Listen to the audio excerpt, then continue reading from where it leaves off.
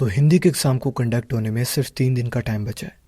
But यार please इस बात को सीरियसली सुनना, क्योंकि थोड़ी सी कॉम्प्लिकेशन इस साल सीबीएसई इंक्रीज करने वाली है। भाई कुछ डरने वाली बात है?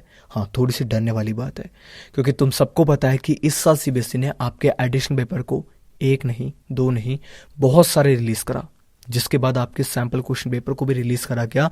और इस साल आपको इतने ज़्यादा पेपर क्यों दिए गए?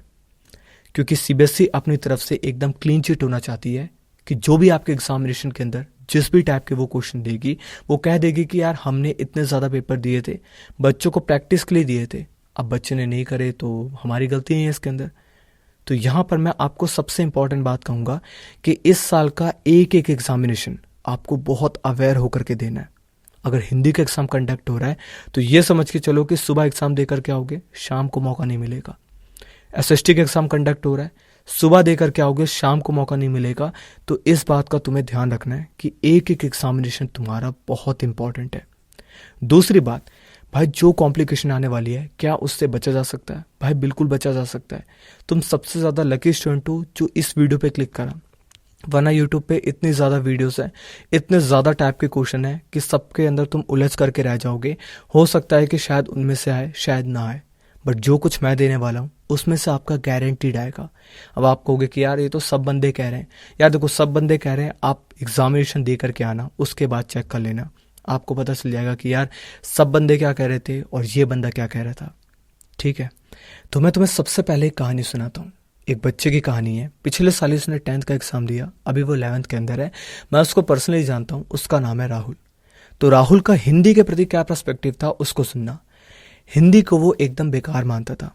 उसको लगता था कि यार हिंदी इतना छोटा, इतना इजी सब्जेक्ट है, एक दिन पहले बैठूंगा तो भी अपने एनुअल के अंदर फोड़ करके आ जाऊंगा। प्री बोर्ड में उसके अच्छे मार्क्स नहीं थे हिंदी में, ना मिड टर्म के अंदर अच्छे मार्क्स थे।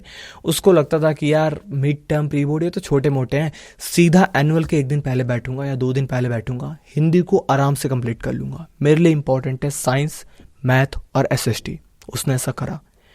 जब उसका हिंदी का एग्जाम कंडक्ट होने वाला था, 1 या 2 दिन पहले उसने तैयारी करना शुरू करा कि अब यार चैप्टर्स को देख लेता हूँ, समरी देख लेता हूँ, जो भी ग्रामर वाला पार्ट है उसको देख लेता हूँ।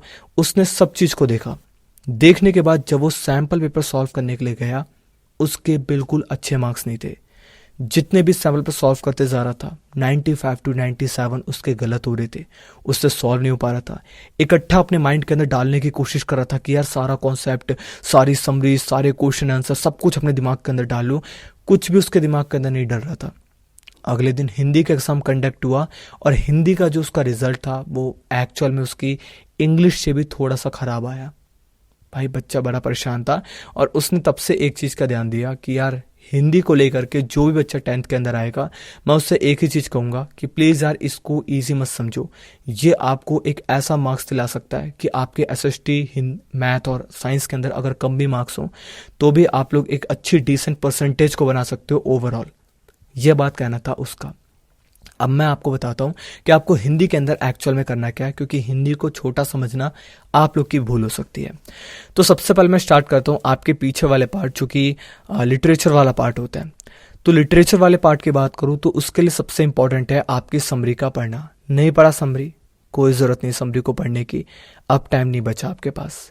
मैं आपको नीचे डिस्क्रिप्शन में एक वीडियो का लिंक दूंगा, जिस वीडियो के अंदर मैंने आपको कंप्लीट जितने भी इंपॉर्टेंट क्वेश्चन हैं वो सब के सब करा रखे हैं। प्रीवियस ईयर को एनालाइज करने के बाद उसी के अंदर आपके इंक्लूड है। उस वीडियो को जा करके देख लो। एमसीक्यू वाली एक वीडियो होगी, एक वीडियो होगी आपके लॉन्ग आंसर वाली। दोनों में से कोई भी वीडियो को देखोगे आपके पूरी की पूरी हिंदी कंप्लीट हो जाएगी, मैं गारंटी के साथ कह सकता हूँ।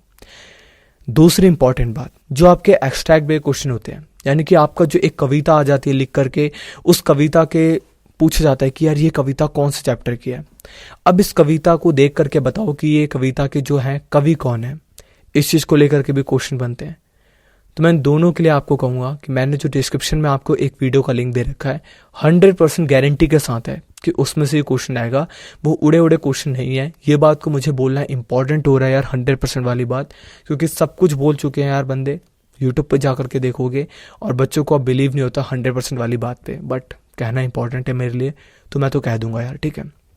दूसरा, जो आपका नोटिस राइटिंग होता है, इंग्लिश में नहीं है, हिंदी में है, आपका संदेश लेखन, ईमेल लेखन, पत्र लेखन, अनुच्छेद लेखन, ये लेखन, वो लेखन, सब कुछ आपका मैंने एक वीडियो के अंदर कंप्लीट करा रखा है। बहुत ही बेस्ट वीडियो है, सबसे कम टाइम की वीडियो है। लिंक कहाँ पर होगा? लिंक नीचे होगा डिस्क्रिप्शन में, वहां से जा करके आप लोग उसको देख सकते हो। नहीं मिलता लिंक तो आपको भाई चैनल पे जाओगे तो वहां तो मिल ही जाएगा, बिल्कुल आराम से मिल जाएगा। अब थर्ड और सबसे इंपॉर्टेंट बात आता है आपका अनसीन पैसेज। अनसीन पैसेज को लेकर के मैं कुछ भी क्लियर कट नहीं कहूंगा, क्योंकि अनसीन पैसेज को चेंज कर दिया गया है, पूरी तरीके से चेंज कर दिया गया है। पहले क्या होता था, आपको एक अनसीन पैसेज दिया गया, उसके क्वेश्चन पूछे जाते थे उस अनसीन पैसेज से रिलेटेड। अब क्या क्या सिनेरियो बन चुका है कि अनसीन पैसेज तो दिया गया, उसके जो क्वेश्चन पूछे जाएंगे वो बहुत ही कम होते हैं आपसे रिलेट करते उस पैसेज के। हाँ, उससे जुड़े होते हैं, उसमें हिंट होता है, बट डायरेक्ट आपको आंसर नहीं मिलता आपके पैसेज के अंदर।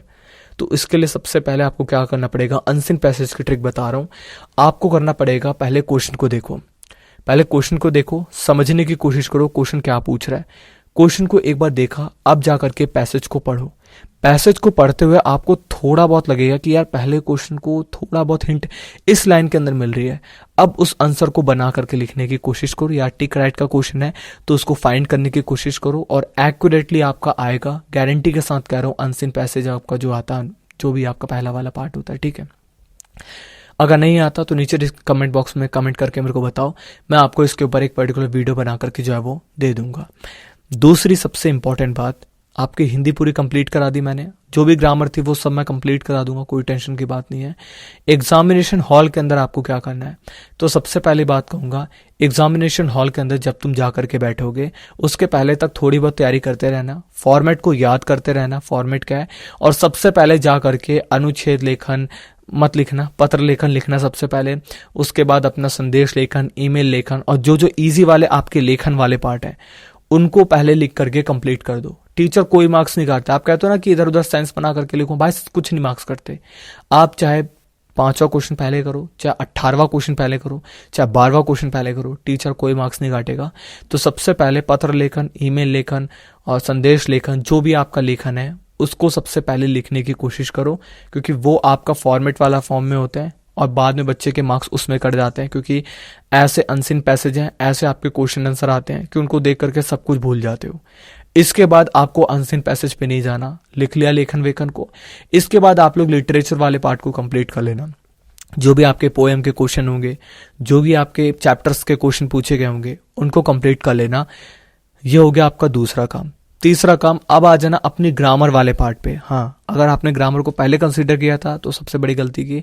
ग्रामर वाले पार्ट पे थर्ड टाइम पे आना है। जैसे आपने 2 चीज को कंप्लीट कर लिया तो थर्ड में ग्रामर को कंप्लीट करोगे। वाच्य आपसे पूछा गया होगा, रचना के आधार पर वाक्य के भेद, तो ये सब आपको उस टाइम पे टिक पॉइंट करना है, जो भी आपके आंसर में होंगे, या फिर बना करके लिखना है तो ऐसे करना आप लोग। इसके बाद लास्ट में आप लोग अनसीन पैसेज को पढ़ना, बिकॉज अनसीन पैसेज को पढ़ते हुए इतनी ज्यादा घुमावदार क्वेश्चन होंगे, मैं लिखित दे सकता हूं। जिस बच्चे ने अनसीन पैसेज से स्टार्ट करा उसका भाई फॉर्मेट भी थोड़ा बहुत भूला जाएगा, हो सकता है कि उसके क्वेश्चन आंसर भी जो है थोड़े बहुत भूल जाएं, क्योंकि अनसीन पैसेज को घुमाने के लिए आपसे सबसे पहले पूछा जाएगा। और ये गॉड्स ऑनेस्ट ट्रूथ है, आप मानो चाहे ना मानो, आप बच सकते हो एक ही तरीके से अगर आप लोग अनसीन पैसेज को एकदम लास्ट में करो। तो ये थी आपकी हिंदी की टिप। अच्छी लगी तो लाइक कर दो, सब्सक्राइब कर दो। धन्यवाद।